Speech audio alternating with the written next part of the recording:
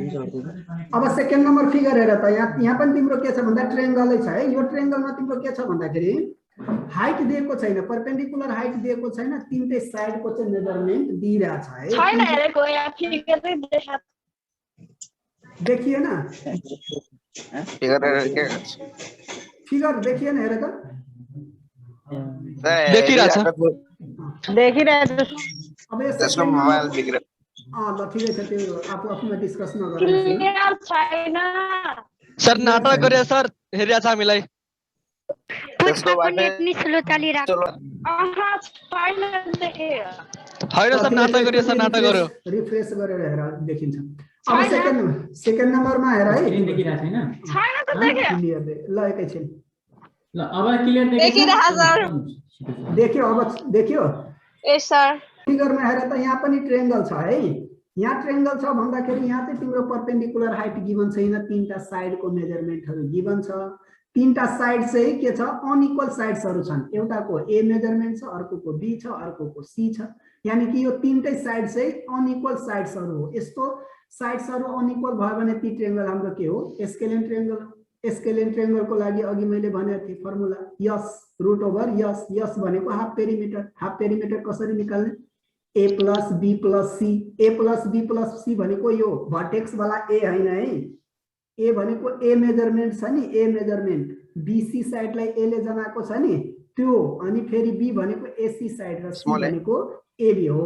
Small a र small b small c को तीनटै साइडको मेजरमेन्ट डिवाइड बाइ 2 गर्यो भने तिम्रो के आउँछ हाफ पेरिमिटर, र त्यसलाई हामी यसले इन्डिकेट गर्छौं हो कि हैन। र यसरी यस आइसकेपछि यस into s minus a into s minus b into s minus c root over गरेर मल्टिप्लाई गर्ने। रुट ओभर थिच्न आउँदैन भने क्याल्कुलेटरतिर थिच्ने र क्याल्कुलेसन गरेर जे आउँछ नि त्यो चाहिँ ट्रायंगलको के आउँछ एरिया आउँछ। ठीक छ नि।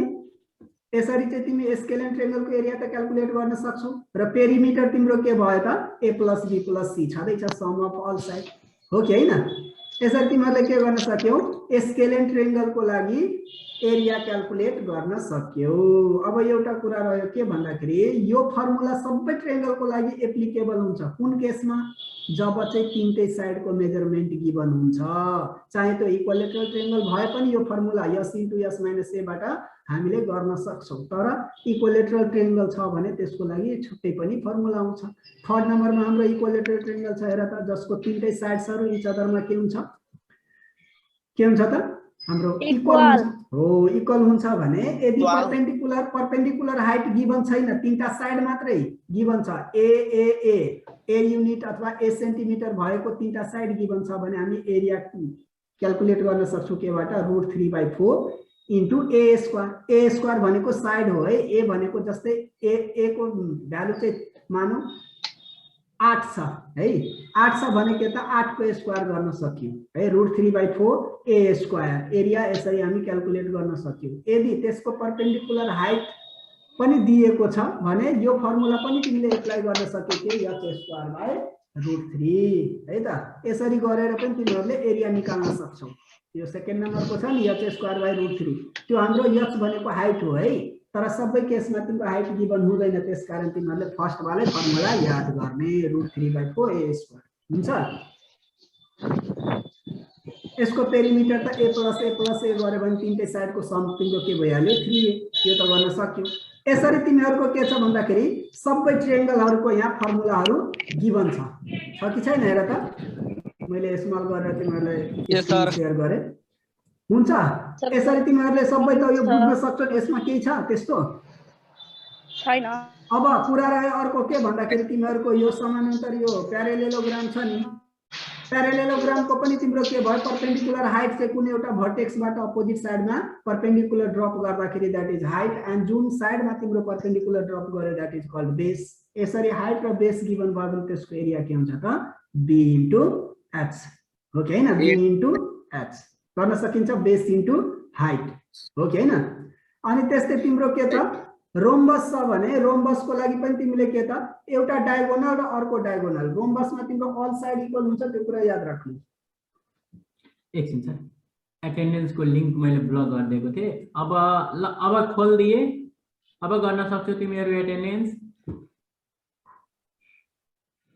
कतिले ब्लक गरेको थिएँ मैले, टाइम लिमिट हुन्छ नि, अब कोही क्लास गरेको हुँदैन त्यसको के एटेन्डेन्स? सर हामी त अघि नै गरिसकेको थियो। ल ल ठिकै छ, गरिसकेको छ भने जसले गर्यो गर्नेहरूले गर्नु पर्दैन, गर्नेहरूले गर्नु पर्दैन। अब जसले गरेका छैनौ उनीहरूले गर्ने है।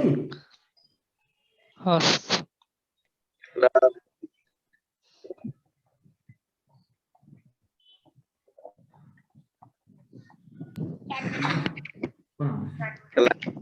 ल त्यस्तै हाम्रो यो तिम्रो के छ लास्टमा 7 नम्बरमा हाम्रो के छ हेर त, रोम्बस छ नि। रोम्बसमा अल साइड इक्वल हुन्छ। अल साइड इक्वल भयो भने तिमीले के गर्न सक्छौ भन्दा यहाँ चाहिँ डायगोनल गिभन छ भने, दुईटै डायगोनल गिभन छ भने 1/2 d1 इन्टु d2। d1 भनेको पहिलो डायगोनल जुनसुकै डायगोनल d1 हो, अनि सेकेन्ड डायगोनल जुनसुकै सेकेन्ड डायगोनल तिमीले जुनसुकै d1 र d2 मान्न सक्छौ है। 1/2 d1 इन्टु d2 गऱ्यो भने तिम्रो के आउँछ भन्दाखेरि एरिया आउँछ। र यसको तिम्रो पेरिमिटर के हुन्छ? फोए। सजिलोले याद राख्ने है। के त फोए भनेको के त चारवटा साइड्सहरु हुन्छ, चारवटै इच अदरमा इक्वल हुन्छ। एउटा ए ले जनायो भने चारवटै ए हुन्छ, त चारवटा ए लाई सम गर्यो भने कति हुने भयो त? फोए। ठीक छ, यति कुरा बुझ्यौ? अब नेक्स्ट सेकेन्ड पेज मैले तिमीहरुलाई शेयर गरिदिरा छु। सेकेन्ड पेजमा अरु हाम्रो के छ भन्दाखेरि अरु अब्जेक्टहरु छ। त्यो अब्जेक्टहरु पनि तिमीहरुको के छ भन्दाखेरि यसरी नै तिमीहरुले के गर्न सक्छौ, यसको एरियाहरु याद गर्न सक्छौ। एरो हेड भनेको तिम्रो के त एरे जस्तो हेड भएकोलाई एरो हेड भनिन्छ है, याद राख्ने। एरो हेडको पनि सेम एज द के त तिम्रो त्यो रोम्बस थियो नि, रोम्बस जस्तै तिम्रो के छ भन्दा एरिया छ है, तर पेरिमिटर फरक छ, याद राख्ने है। एरो हेड 10 नम्बरको हेर त 10 नम्बरको एरो हेड दिएको छ नि, एरो हेडको एरिया के हुने रहेछ 1/2 d1 इन्टु d2। अब d1 कहाँनिर छ हेर, तलपट्टि तिम्रो के छ d1 छ र माथिपट्टि तिम्रो के छ d2 छ, याद राख्ने है। यसरी दियो भने 1/2 d1 इन्टु d2। यो खास त्यति काम लाग्दैन, त्यही पनि याद राख्ने। लास्टमा हाम्रो के छ काइट छ, हो कि हैन? काइटको पनि तिम्रो के हुने भयो त 1/2 d1 इन्टु d2, d1 र d2 याद राख्ने है। त्यो कुराहरु एकदम इम्पोर्टेन्ट फर्मुलाहरु हो। अथवा तिमीहरुले यसलाई के गर स्क्रिनशट गरेर राख्न सक्छौ वा सेभ गरेर कतै राख। सर पठाइदिनु हुन्छ सर भन्नुभयो। ल पीडीएफ हुन्छ हुन्छ। यसमा कसैलाई त्यो फर्मुला चाहिँ याद गर्नु है, याद गरिएन भने फेरि मेन्सुरेसन केही हुँदैन है। मेन्सुरेसनमा फर्मुला हुन्छ, धेरैवटा फर्मुला हुन्छ, याद राख्ने। अर्को मैले अर्को स्क्रिन शेयर मैले गरिदिरा छु। अब यहाँ सुन है, तिमीहरुको यसरी फर्मुला याद गरिसकेपछि अब तिमीहरुको के हुन्छ भन्दाखेरि क्वेशन बन्छ यहाँबाट 1 मार्कको क्वेशन। हेर है, 1 मार्कको क्वेशनमा के छ हेर त तिमीहरुको पर्ख है। पहिले उतापट्टि अझै गइसकेको छ, सेकेन्ड नम्बर पेजको अझै तलपट्टिको मैले छोड्दिएको छु। अब यहाँ तिमीहरुको के छ भेरी सर्ट क्वेशनमा ग्रुप ए को लागि आउने गर्छ, जुन चाहिँ 1 मार्कमा आउँछ। हेर त फर्स्ट नंबर क्वेश्चन हेर त तिम्रो के छ, what is the area of an equilateral triangle which side is A unit. Okay हैन, त ए युनिट कुनै भएको कुनै एउटा इक्विलेटरल ट्रायंगल छ भने त्यसको एरिया क्याल्कुलेट गर्ने फर्मुला के छ लेख्नु पर्यो, के त √3/4 a स्क्वायर हो कि हैन। त्यस्तै फर्स्ट बी मा के दिएको छ हेर त, what is the area of an equilateral triangle which side is m unit. त्यहाँ a युनिट थियो, यहाँ m युनिट थियो। फर्मुला त्यही हो, तर a को ठाउँमा तिमीहरुले के रिप्लेस गर्नु पर्यो m स्क्वायर। a स्क्वायर हुन्छ नि, 3/4 m स्क्वायर हुने भयो। त्यहाँ नझुकिने है, फर्मुला याद गरेको हुन्छ 1/2 के रे √3/4 a स्क्वायर। अब यहाँ a को ठाउँमा m दिइराछ, सबैले a स्क्वायर लेख्छ, मिस्टेक भइहाल्छ 1 नम्बरको क्वेशन। त्यो याद राख्ने, क्वेशन राम्रोसँग पढेर अनि गर्ने। त्यस्तै थर्ड नम्बरमा तिम्रो दिएको छ, what is the area of an equilateral triangle which height is x unit. Height दिएको छ है, इक्विलेटरल ट्रायंगल छ, के छ यहाँ इक्विलेटरल ट्रायंगल छ। अब यसको लागि तिमीहरुले के गर्नु पर्यो, इक्विलेटरल ट्रायंगल चाहिँ फिगर कोर्नु पर्यो। त्यहाँबाट चाहिँ तिमीले के त कुनै एउटा भर्टेक्सबाट अपोजिट साइडमा एउटा के गर्नु पर्यो, x हाइट भएको हाइट x लिने। अब x हाइट भयो भने त्यसको बेस के छ त, इक्विलेटरल ट्रायंगलको बेस जहिले हामी a मान्छौं, हो कि नि त, त्यसको बेस a भयो। त अब के भयो त त्यसको फर्मुला भन त, x²/√3 अघि भएन थियो नि तिमीहरुको फिगरमा जुन इक्विलेटरल ट्रायंगलको सेकेन्ड नम्बर वाला एरिया क्याल्कुलेट गर्ने x²/√3 फर्मुला थियो नि Yes, sir. हो कि हैन हो त हाइट को ठाउँमा कति छ त x दिएको छ त x²/√3 हुने भयो ठीक छ नि होइन भएको 30-25 मिनट अझै बाँकी अर्को पार्टिसिपेन्ट वेटिङ लिस्टमा छ सर यहाँ हेर्नु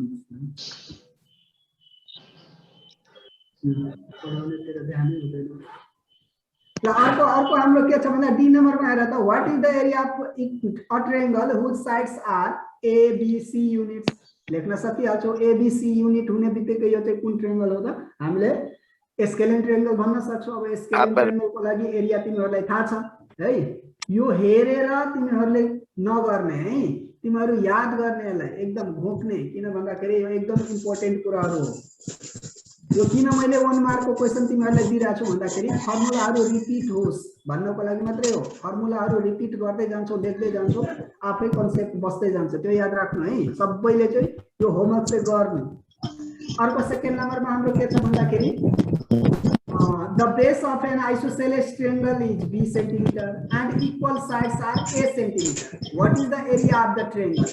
अब हेर यो C 2074 मा सोधेको छ हेर त C 2074 सालको C एक्जामिनेसन मा यो क्वेशन सोधिएको हेर 1 मार्क को लागि त तिमीहरुलाई मैले भने थिए हिजो पनि अब यदि बेस 20 सेन्टिमिटर र इक्वल साइडलाई यदि a ले जनाइन्छ भने आइसोसेलेस ट्रायंगल को फर्मुला के हुन्छ √/4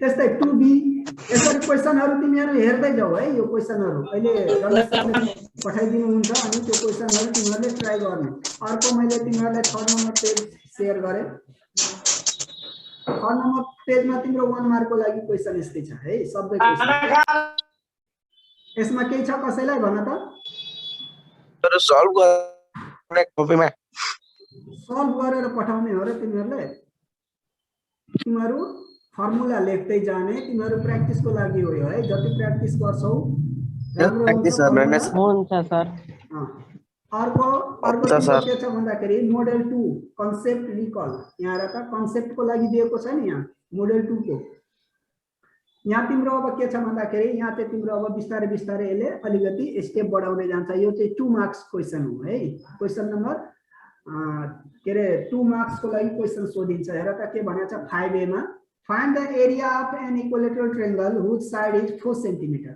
अब इक्विलेटरल ट्रायंगल को चाहिँ एरिया निकाल्नु पर्यो जसको साइड को चाहिँ मेजरमेन्ट कति गिवन छ 4 सेन्टिमिटर गिवन छ अब यहाँ सुन यदि साइड हाम्रो इक्विलेटरल ट्रायंगल को 4 सेन्टिमिटर छ भने यसलाई तिमीहरुले के जनाउन सक्छौ a = 4 सेन्टिमिटर हो कि हैन a को भ्यालु जब 4 सेन्टिमिटर भयो भने इक्विलेटरल ट्रायंगल को एरिया क्याल्कुलेट गर्ने फर्मुला त हामीलाई थाहा छ √3/4 a² हो के नि a को ठाउँमा तिमीले कति राख्ने 4 त 4 को स्क्वायर कति भयो 16 त √3/4 * 16 त 16 लाई 4 ले डिवाइड गर्यो भने 4 भयो त बाँकी रह्यो कति 4√3 हो के हैन यसरी क्याल्कुलेसन त गर्न सक्छौ नि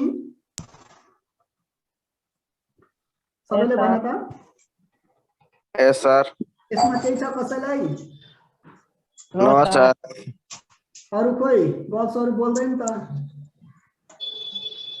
अरु गरे बोल्नु आए पो पुरा गरेर गयो ल ठीक छ तिमीहरु के गर्ने भन्दाखेरि यो सबै रमेश सरले अहिले शेयर गरिदिनु हुन्छ यो टोटली गर्ने तिमीहरुले हुन्छ फर्मुला पनि हुन्छ कि यस सर फर्मुला पनि ए सर सबै ल अब यो तिमीहरुको प्र्याक्टिस को लागि मैले छोडिदिरा छु थर्ड पेज र फोर्थ पेज है त रमेश सरले हाल्दिनु हुन्छ यदि फोर्थ पेज को तिमीहरुले यहाँ सुन यदि फोर्थ पेज को तिमीहरुले गर्न सकेनौ भने त्यसलाई लेख गरी राख्ने भोलि अथवा पर्सिको क्लासमा मलाई सोध्दा हुन्छ है अलि बोलु ल आज छुट्टे है ए अहिले वेट गर्नुस् न